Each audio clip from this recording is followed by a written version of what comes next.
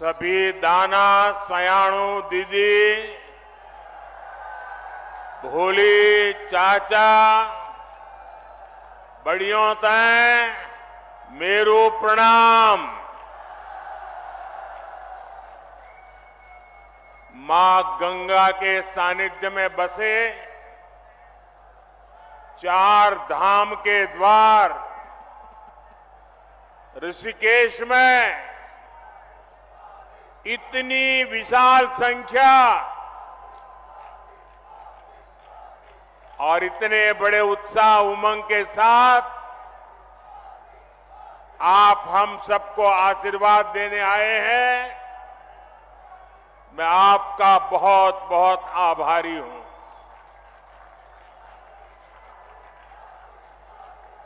मैं उत्तराखंड आता हूं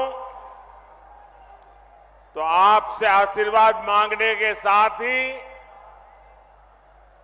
आप सभी परिवारजनों के साथ पुरानी यादें भी ताजा कर लेता हूं।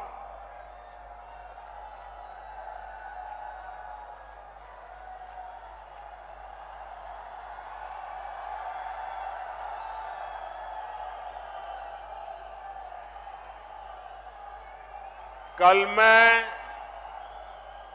भारत के दक्षिणी छोर पर सागर तट पर बसे तमिलनाडु में था और वहां भी लोग कह रहे हैं फिर एक बार, फिर एक बार, फिर एक बार। आज हिमालय की गोद में बाबा केदार और बद्री विशाल के चरणों में हूं तो यहां भी वही गूंज है, फिर एक बार, फिर एक बार। हमारे यहां उत्तराखंड में ये तो देवभूमि है, देवताओं का आह्वान करने की परंपरा है और हुड़का का नाद देवताओं का आह्वान करने में ऊर्जा देता है। आज मुझे भी जनता जनार्दन जो देवता रूपी है उनका आह्वान करने के लिए हुड़का का नाद बजाने का सौभाग्य मिला। साथियों, एक गुंज इसलिए है क्योंकि देश के लोगों ने पूर्ण बहुमत वाली स्थिर सरकार का काम देखा है।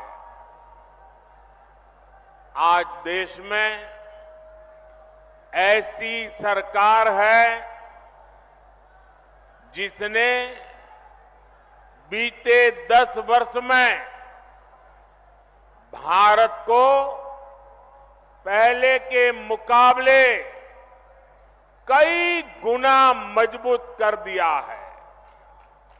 मेरी बात से आप सहमत हैं? सहमत हैं? पूरी तरह सहमत हैं? जब जब देश में कमजोर और अस्थिर सरकार रही है तब तब दुश्मनों ने फायदा उठाया है। जब भारत में कमजोर और अस्थिर सरकारें थी तब भारत में आतंकवाद ने पैर पसारे। आज भारत में मोदी की मजबूत सरकार है, इसलिए आतंकवादियों को घर में घुसकर मारा जाता है।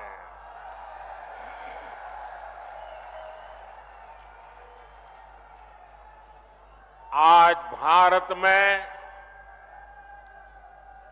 मजबूत सरकार है, इसलिए भारत का तिरंगा युद्ध क्षेत्र में भी सुरक्षा की गारंटी बन जाता है। ये भाजपा की मजबूत सरकार ही है जिसने 7 दशक बाद जम्मू कश्मीर से आर्टिकल 370 खत्म करने का साहस किया। ये भाजपा की मजबूत सरकार ही है जिसने 3 तलाक के खिलाफ कानून बनाया। ये भाजपा की मजबूत सरकार है जिसने महिलाओं को लोकसभा विधानसभा में आरक्षण दिया। ये भाजपा की मजबूत सरकार ही है जिसने सामान्य वर्ग के गरीबों को भी 10% आरक्षण दिया। साथियों, कांग्रेस की सरकार होती तो 1 रैंक 1 पेंशन कभी भी लागू नहीं होता। मोदी ने ये गारंटी दी थी और इसे पूरा करके दिखाया। ये कांग्रेस थी जो कहती थी कि 1 रैंक 1 पेंशन लागू करके हम पूर्व सैनिकों को 500 करोड़ रुपए देंगे। ये मोदी है जिसने 1 रैंक 1 पेंशन लागू करके पूर्व सैनिकों को 1 लाख करोड़ रुपए से ज्यादा उनके बैंक खाते में पहुंचा दिए हैं।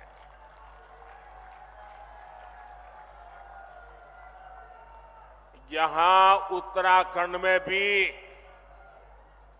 1 रैंक 1 पेंशन के 3,500 करोड़ रुपए से ज्यादा सैनिक परिवारों को मिले हैं। भाइयों और बहनों, कांग्रेस के समय में तो जवानों के पास बुलेट प्रूफ जैकेट तक की कमी थी। दुश्मन की गोली से बचाने के लिए पुख्ता इंतजाम नहीं था। ये भाजपा है जिसने भारत में बनी बुलेट प्रूफ जैकेट अपने सैनिकों को दी, उनके जीवन की रक्षा की।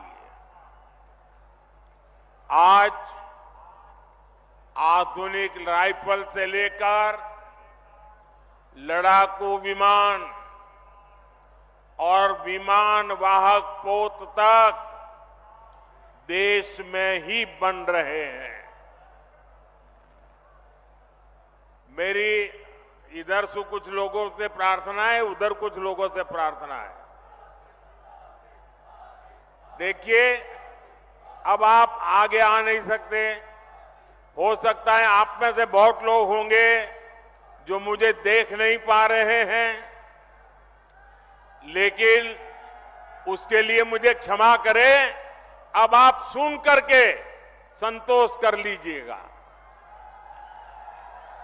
और जो ज्यादा उत्साह और उमंग में है, उनसे मेरी प्रार्थना है, अभी ये जो ऊर्जा है ना, 19 तारीख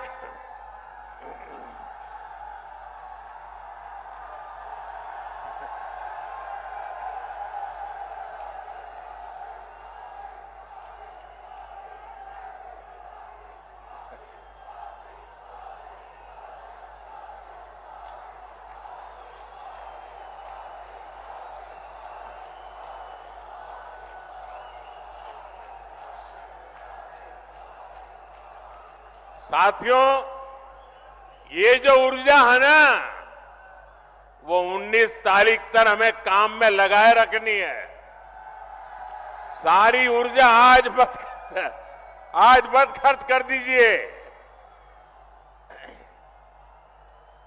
आपका ये प्यार, आपका ये उत्साह मेरे सर आंखों पर है।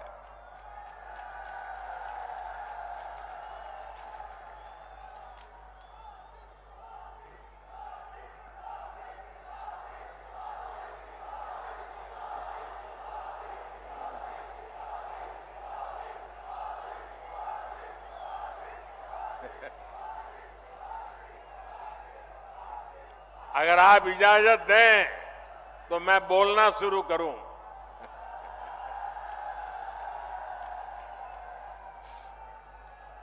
देखिए, उत्तराखंड वालों के लिए मैं आपका खुद का घर का हूं जी।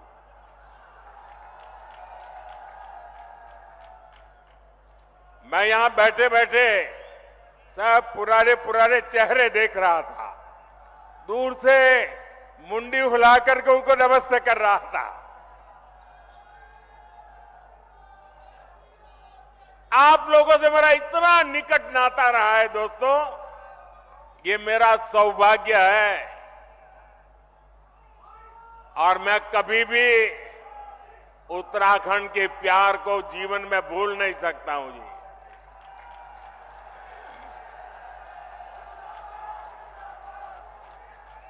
आप अगर मुझे अनुमति दे तो मैं बोलना शुरू करूं,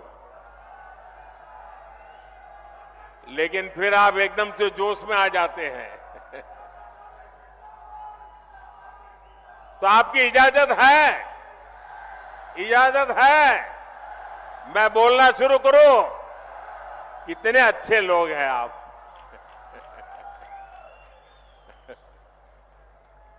देखिए साथियों, कांग्रेस की कमजोर सरकार सीमाओं पर आधुनिक इंफ्रास्ट्रक्चर नहीं बना पाई।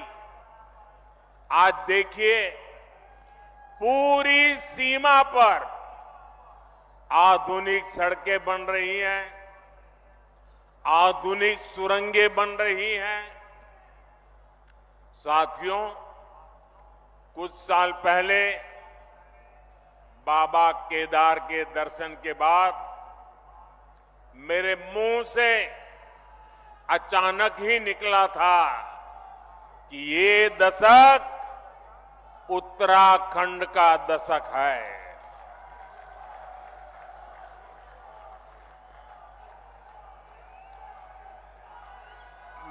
मुझे क्षमा कीजिए, आप शांत रहेंगे क्या? मुझे क्षमा कीजिए, आप शांत रहेंगे क्या? आप कहे तो मैं बोलना शुरू करूं भाई। आपका प्यार, आपका उत्साह मेरे सर आंखों पर, मैंने कहा ना, मैं आपके प्यार को कभी भूल नहीं सकता हूं। लेकिन मैं बोल ही ना पाऊं, इतना उत्साह करोगे तो इतने लोग हैं वो सुन नहीं पाएंगे। मुझे चिंता सबकी है, आपकी भी है। धन्यवाद भैया। हमारी सरकार उत्तराखंड के सामर्थ्य का लगातार विस्तार करने में जुटी है और इसमें बहुत बड़ी भूमिका पर्यटन की है, यात्रा की है, यात्रा धामों की है। ऋषिकेश तो आसपास के कई राज्यों के लिए, वहां के लोगों के लिए पर्यटन का सबसे महत्वपूर्ण केंद्र है। और एक जमाना था जब योग की पूरी दुनिया में धूम नहीं थी, तब भी दुनिया के कई देश के लोग जिज्ञासु के नाते योग के लिए ये हमारे ऋषिकेश आया करते थे। मुझे याद है, बहुत पुरानी घटना है, मैं एक बार यूएसए गया था। अब मुझे वो इतना इंटीरियर इलाके में मैं गया था कि मुझे कोई वेजिटेरियन खाना में तलाश रहा था। अब मुझे कहीं अता पता ही नहीं मिल रहा था इतने में एक छोटी सी दुकान में एक अमेरिकन नागरिक छोटी दुकान लेके बैठा हुआ था, लेकिन उसके गले में 3-4 रुद्राक्ष की मालाएं थी। तो मैं उसके पास चला गया, तो उसने भी नमस्ते करके मुझे मेरा स्वागत किया। फिर मैंने उसको मेरी कठिनाई बताई, तो उसने कहा आप चिंता मत कीजिए, मैं वेजिटेरियन हूं, मैं आपके लिए कोई प्रबंध करता हूं। और उसने मुझे अपने तरीके से कुछ वेजिटेरियन बना के खिलाया। और उस समय मेरी उससे बातें हुई कि आपने सब कहां से सीखा है ये माला वाला? तो बोले मैं बहुत सालों से ऋषिकेश जाता आता रहता हूं, बस उसी के कारण मेरी जिंदगी में ये बदलाव आया है। ये ताकत है इस भूमि की, ये सामर्थ्य है इस भूमि का। भाइयों बहनों, पर्यटन के क्षेत्र में कोई ऐसा एडवेंचर टूरिज्म हो तो हमारा उत्तराखंड है। राफ्टिंग करना हो युवाओं को यहां है, कैंपिंग करना हो दिलचस्पी अगर उसमें है तो यहां पर है, या फिर आध्यात्म और योग में रुचि रखने वाले व्यक्ति हो, ऋषिकेश आकर हर कोई आनंद से भर जाता है।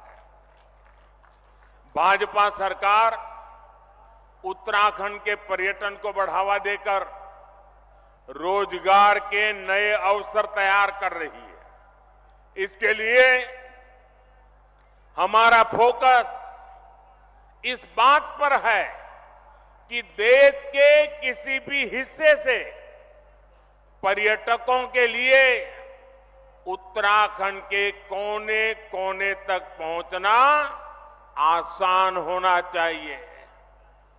इसलिए हम देवभूमि में रोडवेज, रेलवेज, एयरवेज की लगातार सुविधा बढ़ाते जा रहे हैं। यहां ऋषिकेश कर्णप्रयाग रेलवे लाइन पर तेजी से काम चल रहा है। दिल्ली से देहरादून की दूरी भी सिमट रही है। उत्तराखंड के जिन सीमावर्ती गांवों को कांग्रेस अंतिम गांव कहती थी, भाजपा उन्हें देश का पहला गांव मानकर विकास कर रही है। आपने देखा होगा मानस खंड के तीर्थ स्थानों जैसे आदि कैलाश, ओम पर्वत दर्शन के लिए हेलीकॉप्टर सेवाएं शुरू हो गई है। यमुनोत्री, केदारनाथ और हेमकुंड साहब में रोपवे बनने से बहुत सुविधा हो जाएगी। सड़क के रास्ते जो दूरी तय करने में कई घंटे लगते थे, उसे कुछ ही समय में पूरा कर लिया जाएगा। 4 धाम परियोजना के तहत केदारनाथ, बद्रीनाथ, गंगोत्री और यमुनोत्री को लगभग 900 किलोमीटर लंबे हाईवे से जोड़ा जा रहा है। इन सब प्रयासों से श्रद्धालुओं को उत्तराखंड पहुंचने में काफी आसानी हो जाएगी। ये इसलिए हो रहा क्योंकि भाजपा की नीयत सही है और जब नीयत सही होती है तो नतीजे भी सही मिलते हैं। साथियों, 2027 तक केदारनाथ में एक साल के भीतर करीब 5 लाख श्रद्धालुओं को पहुंचने का रिकॉर्ड था। पिछले वर्ष करीब 20 लाख यात्री केदारनाथ के दर्शन के लिए आए।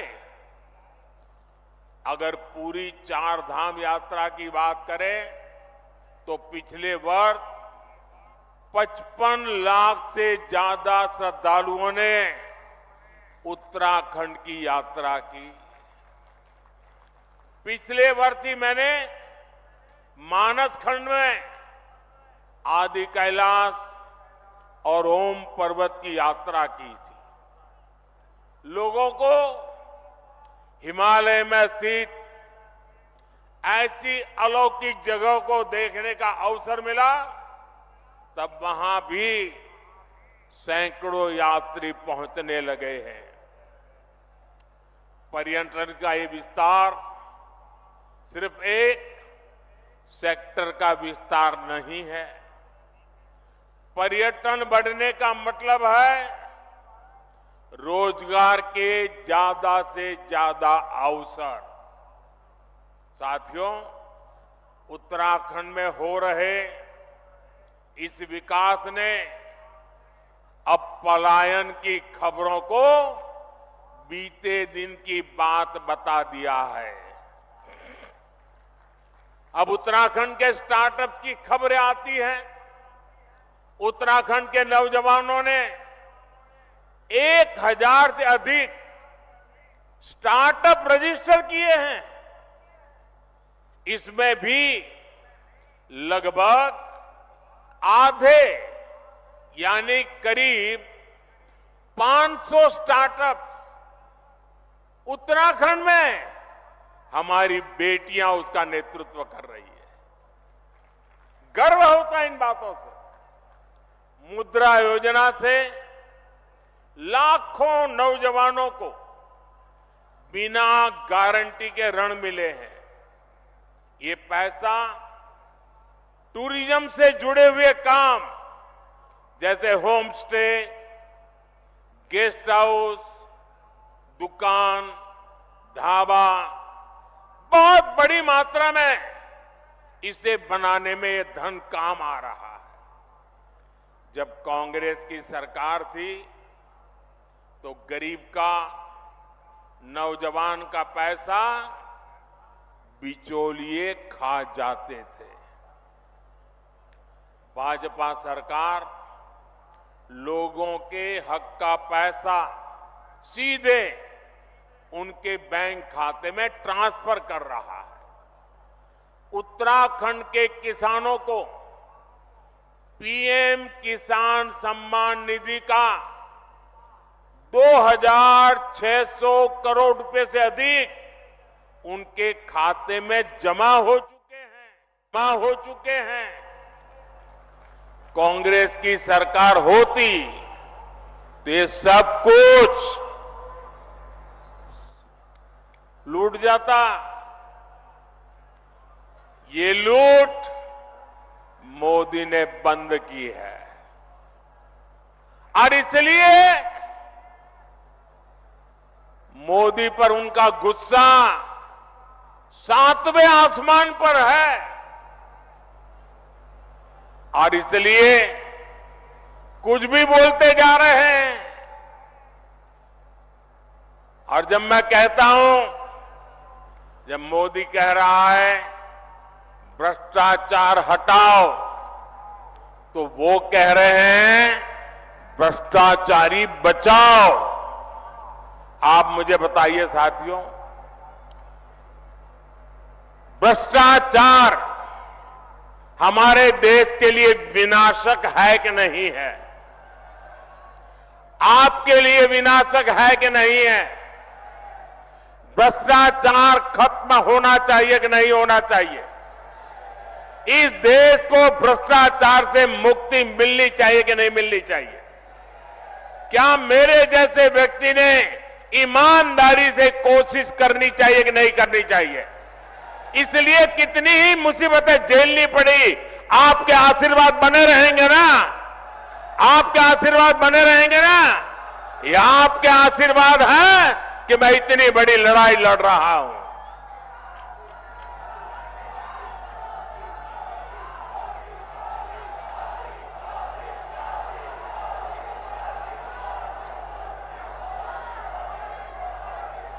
साथियों, कांग्रेस के नेताओं के लिए तो पहले दिल्ली का शाही परिवार और फिर खुद का परिवार, यही सब कुछ कांग्रेस की परंपरा में है। लेकिन मोदी के लिए तो आप सभी, मेरा भारत ही मेरा परिवार है। भाइयों बहनों, मेरी जिंदगी के महत्वपूर्ण कालखंड मैंने इस देवभूमि में बिताया है। मैंने खुद देखा है, गढ़वाल हो या कुमाऊं, माताओं बहनों का पूरा समय लकड़ी, पानी और पशुओं के चारे के इंतजाम में ही खप जाता था। अपनी बहनों की इन्हीं समस्याओं को देखते हुए हमने घर घर सस्ता सिलेंडर पहुंचाया। जल जीवन मिशन के तहत भी उत्तराखंड में बहुत काम हुआ है। 2019 तक उत्तराखंड में 10 में से 9 परिवार के पास ही 100 में से 9 परिवार के पास ही ये पानी की स्थिति थी। यानी एक प्रकार से 10 में से 1 के पास सुविधा थी। आज स्थिति बदल गई है। आज उत्तराखंड में 10 में से 9 परिवारों के घर में नल से जल आता है। आपको जब राशन के लिए, दवा के लिए भी चिंता की जरूरत नहीं रही। आने वाले 5 साल तक मुफ्त राशन मिलता रहेगा। अस्पताल में मुफ्त इलाज मिलता रहेगा। यहां उत्तराखंड को एम्स की सुविधा मिली है। गांव-गांव अच्छे अस्पताल, आयुष्मान आरोग्य मंदिर बन रहे हैं। धामी जी और उनकी सरकार इन सारी बातों के लिए बहुत मेहनत करके शानदार काम कर रही है। भाई और बहन,